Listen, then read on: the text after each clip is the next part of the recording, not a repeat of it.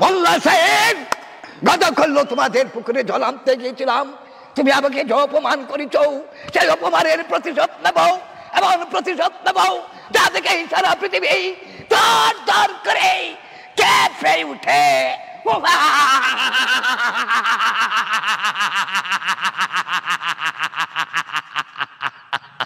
ফজলু, এই যে ছোট সময় যে যাত্রা অভিনয় করতাম, ডগ যাত্রা, এই ডগ যাত্রা অভিনয়ে এই যে যুদ্ধ হইতো, এই মোর সবাইকে সবর্ণ সুযোগ দুর্য রানীকে দিয়ে রাজা রঘুনাথকে হত্যা করে যেতে পারি, তবে আমি হব এই রাজ্যের একমাত্র দেবতী।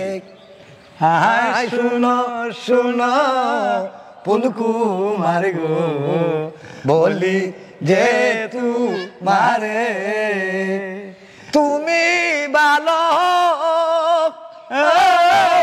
ও না বাসিলে বুকে দিব চুরি গো, বুকে দেব চুরি। তুমি ভালো